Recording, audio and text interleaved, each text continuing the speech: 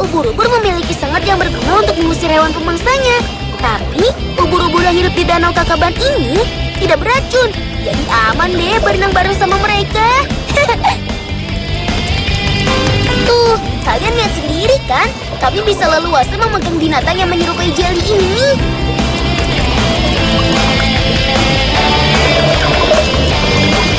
Karena di danau sudah tidak ada pemangsa lagi, secara perlahan-lahan, ubur-ubur di sini kehilangan sengatnya. Itu sebabnya kami tidak perlu takut berenang dengan binatang unik ini. Teman, dari buku yang aku baca, danau ini sebenarnya adalah sebuah laguna. Itu loh, kolam air laut yang dikelilingi oleh Pulau Karang. Setelah ribuan tahun lamanya, Pulau Karang ini naik secara perlahan-lahan hingga seperti sekarang ini. Nah, akibatnya air laut yang berada di tengah-tengahnya terjebak dan secara perlahan-lahan berubah menjadi air tawar. Itu sebabnya banyak binatang laut yang terjebak di dalamnya. Salah satunya ya ubur-ubur Kakaban ini.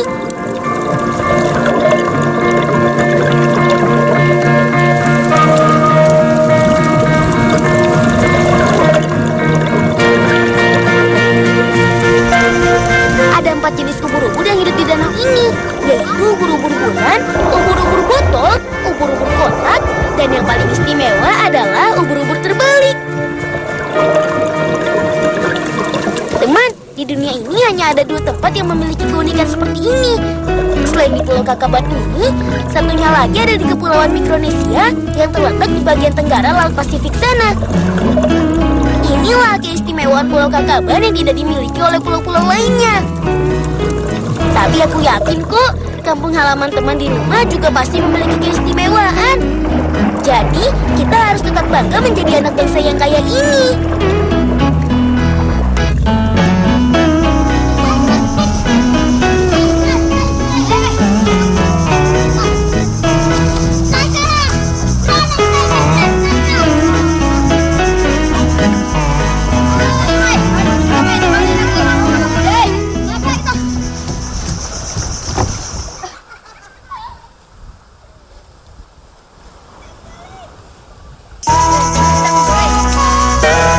Mumpung di Kakaban nih, kita sekalian main ke tempat kakekku.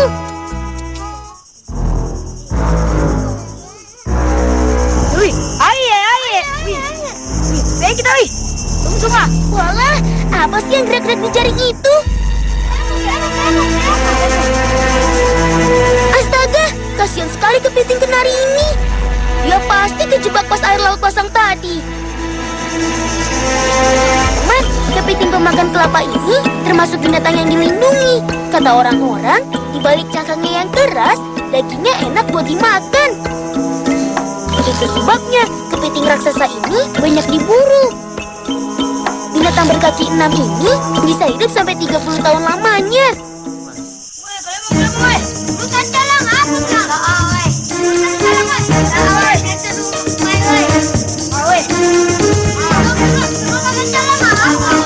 Biar kakek saja melepaskan jaringnya. Kepiting satu ini kan terkenal dengan kekuatan capitnya. Salah pegang, bisa-bisa jari kami putus kena capitnya. Nah, itu kakek lagi bersihin perahunya. Saya mau puyangin, tapi sekau ya. Data kono, data. Ah, kakek ini justru kami bawa dia ke sini supaya bisa lepas dari lilitan jaring. Bapaknya lagi di pelepahan tuh. Mau dipakan daun itu, pakai sehat nah mau di pelepahan. Alang ah. Nah, oke nah. Oh, jadi ada luka di pangkal capitnya ya, Kek? Kalau begitu, kami tinggal dia di sini aja ya, Kek. Nanti kalau lukanya udah sembuh, baru kita lepaskan lagi.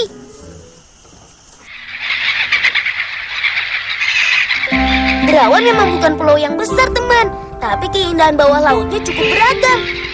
Pak Guru bilang, keanekaragaman laut di sinilah yang membuat pulau ini terkenal di dunia. Kalau dalam peta, kampung halamanku ini masuk di wilayah Provinsi Kalimantan Timur. Tepatnya sih di Kabupaten Berau, Kecamatan Pulau Derawan.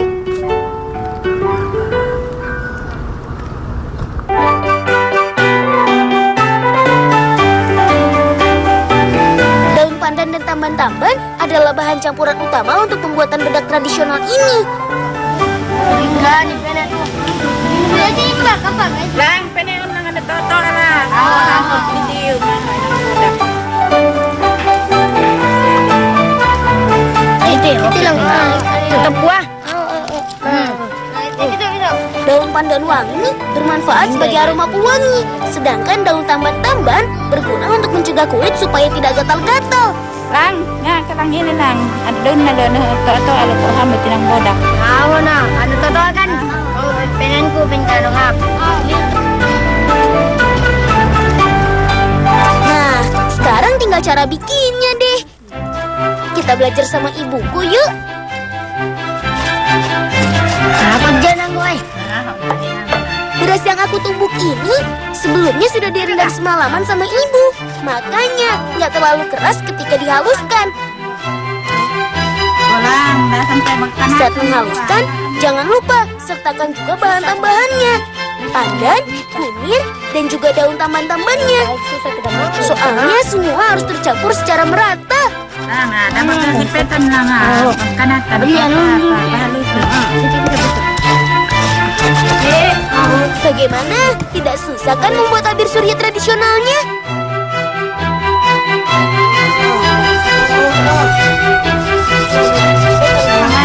Bawa itu jatuh ngakut nah. Halus nah.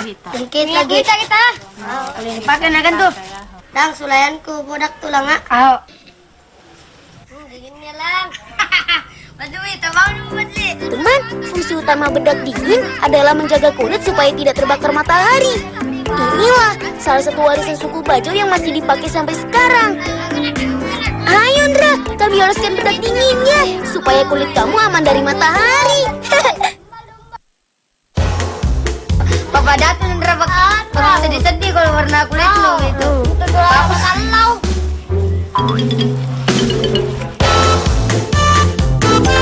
Jangan melawan, Fat. Nanti malah pedih lu kena mata.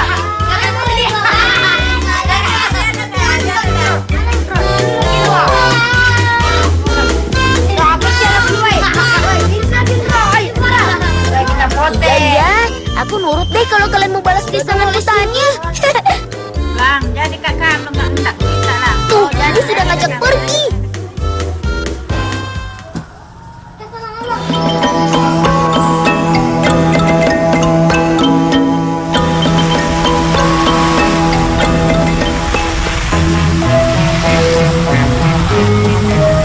Belum selesai nih ngebolannya. Sekarang kami harus bantu omku buat bersihkan perahunya. Kegiatan seperti ini sudah menjadi kebiasaan warga kampung kami untuk menjaga perahu kayu tidak cepat lapuk. Setidaknya sebulan sekali, lumut dan kerang tritip yang menempel harus dibersihkan. Caranya nggak susah kok. Untuk membersihkan tritip, cukup pakai parang atau batu seperti yang dilakukan Andra dan Tanteku ini. Sedangkan untuk menghilangkan lumut, alatnya ya daun kelapa kering yang sedang aku rangkai ini.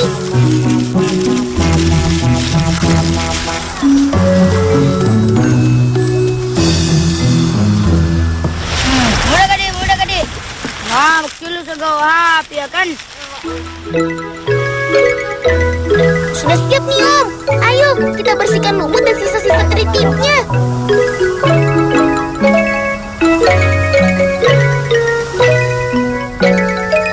Cara pembakaran seperti ini bertujuan supaya lumut menjadi kering dan mati. Begitu pula dengan kerang tritipnya, supaya kering dan tidak menyebar. Oh iya teman, cara ini cuma bisa dilakukan buat perahu yang terbuat dari kayu loh. Kalau perahu dari fiber, bisa-bisa malah meleleh kalau kena api. Ayo Fat, bantu aku pegang ujungnya. Apinya sudah mulai besar nih.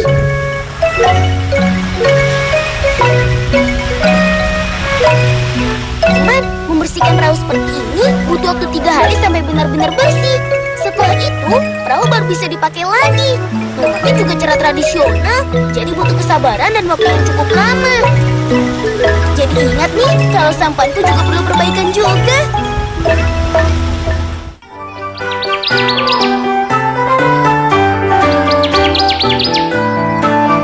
Sudah, kalian ikut saja. Ayahku sudah kasih tahu bahan dan caranya kok. Pokoknya kita tinggal praktek aja.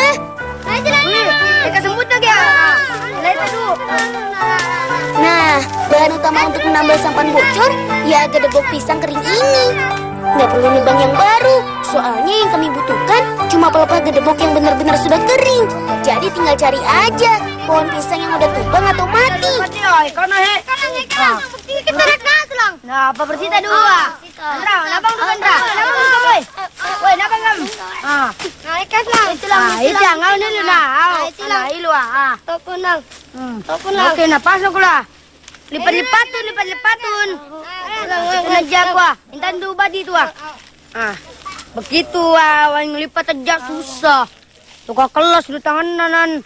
Ada cukup lah katu. Cukup. Untuk. Ayo kita bawa ke sampan.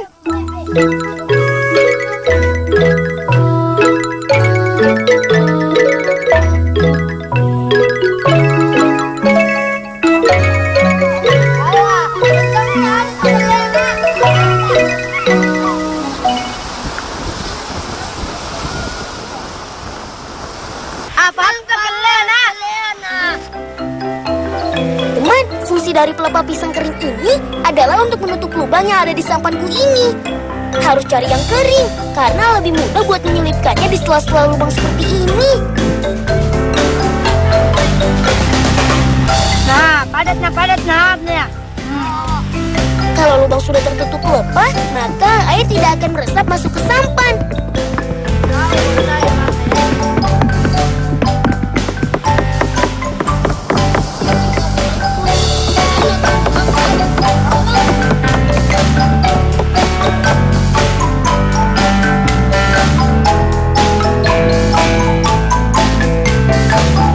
Nah, supaya lebih kuat, harus dikasih lem. Lemnya sederhana kok. Cuma terbuat dari serbuk getah damar yang sudah dicampur minyak tanah.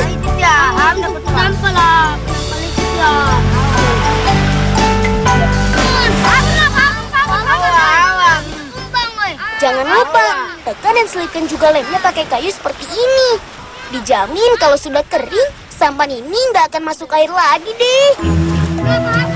Lem damar ini selain untuk memperkuat tambalan, juga berfungsi melindungi pelepah pisang supaya tidak gampang usang kena air laut.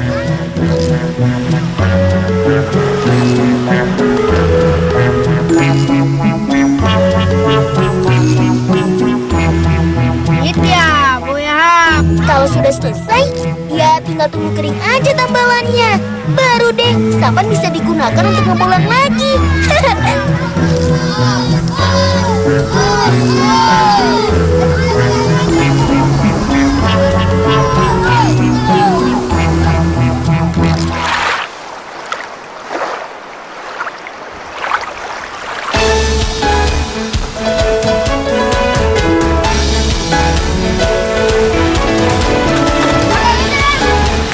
Teman-teman, kita belum jangka di sini saja.